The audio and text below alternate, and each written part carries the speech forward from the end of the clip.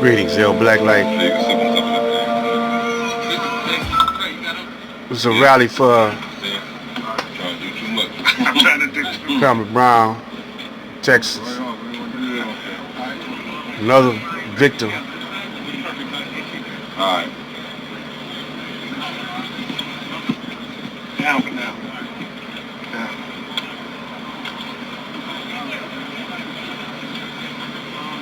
Okay. Yeah, really. Send that paperwork. Just hold this behind my head. Okay. Alright. I meant Pamela Turner Well, they just with 5 Daylight Cruise. in Baytown, Texas.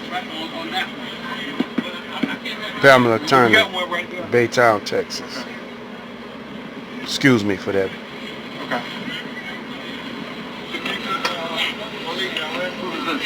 Okay, I'm going for it. Okay. Here we go. Now, who's this?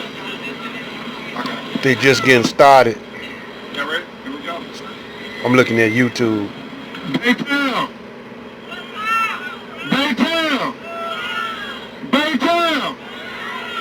We ready to get justice today for Pam Turner? Say her name! Say her name! Say her name! Pam Turner life matters, and black women life matters.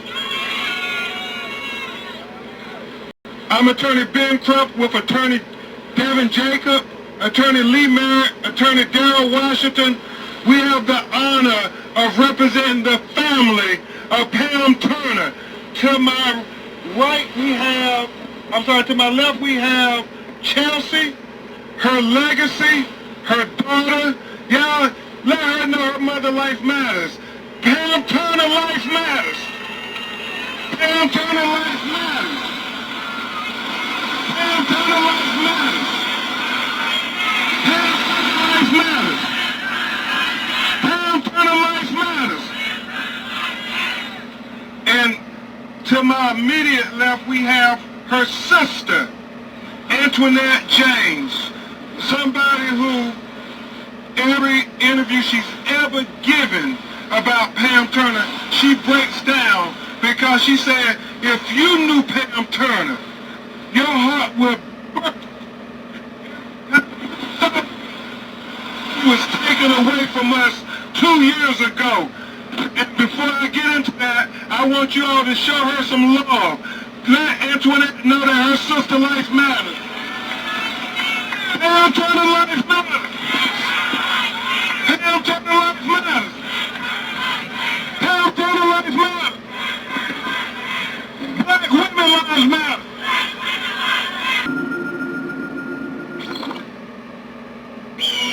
Same tactic that they're using to wipe out the black man and woman. Same tactic that they use on the Indians.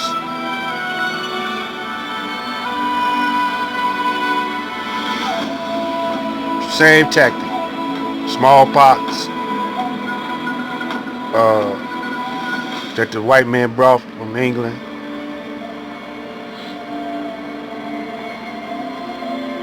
You look over there and you see that mountain, the mountain range way in the distance.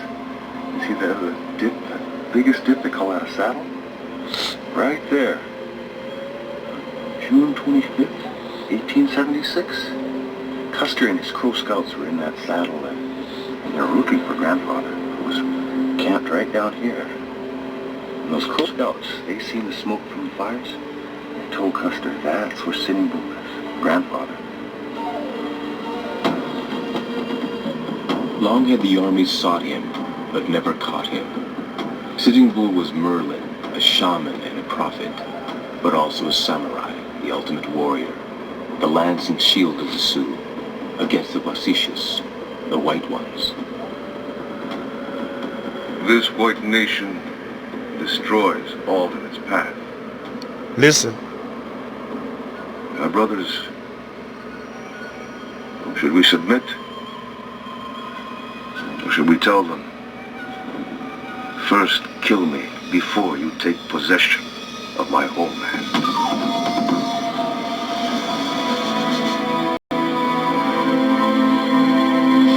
The white nation. Should we submit?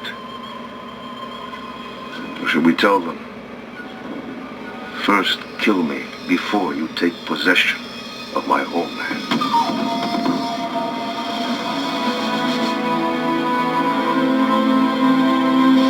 The white nation's most famous Indian fighter was Colonel George Armstrong Custer. The orders he issued came from the top. Without regard to age, sex, or condition, kill all Indians you may encounter belonging to the Sioux or Cheyenne. Do not burden your command with prisoners. Monsanto is currently the largest producer of genetically engineered seeds in the world. Plants like potatoes, corn, and soybeans have been engineered to resist certain diseases and produce a better crop for sustainability. The glyphosate herbicide seed allows farmers to increase their yield by planting rows closer together, so less farmland is needed to produce a larger crop. By the year 2050, Monsanto hopes to help farmers increase food supply to feed 10 billion people.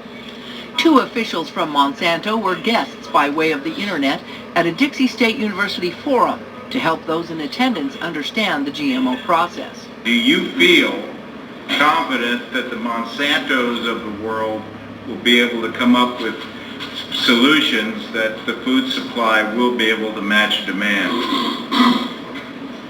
Yes.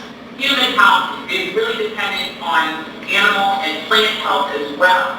And the way those triangulate are becoming critically important. And so it's going to take a transdisciplinary group to try to face the biggest challenges that we have.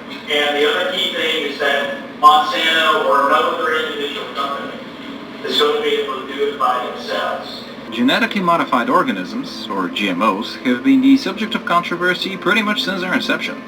More recently, they've become sort of a buzzword for outraged social media experts, but don't let these Twitter crusaders fool you. GMOs are in fact a very serious topic. They have an impact on everyone. Take the US, for example, where the most produced crop by far is corn. In 2014, over 361 million tons of corn were cultivated, more than all other crops combined. That corn is then used to make a variety of different products. Not just food, you find corn derivatives in Coke, milk, toothpastes, aspirin, and varnish. Corn is also the most popular animal feed, and when you consider the fact that 85% of all US corn is genetically modified, The population of Africa is set to almost double by 2050, raising fears that progress in fighting poverty and disease will be reversed. So what can be done to ensure that poverty doesn't increase? And how can a disproportionately large youth population help drive progress? With me to discuss all of this and more is Bill Gates. Bill, are we at a turning point where regression is a real risk? Well, first, the progress over the last several decades has been pretty amazing, both reducing childhood death, getting kids in school, getting agricultural productivity up, and reducing extreme poverty. But it's really Africa that still has doubling in population to 2050 and probably another doubling to 2100. Sitting Bull sensed the doomsday scenario that lay behind the Army's talk of peace. He spoke fiercely against any deal that would force the Sioux onto reservations, depending on white handouts. Look at me. See if I am poor, or any of my people either.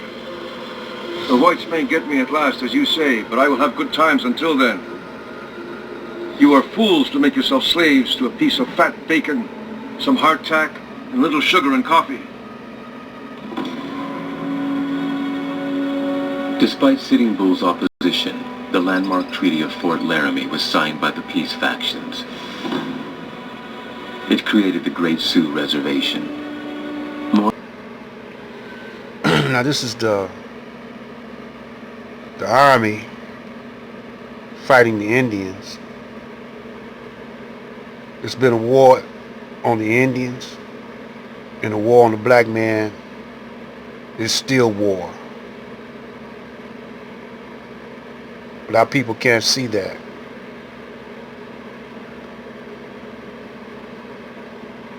railroad did it all.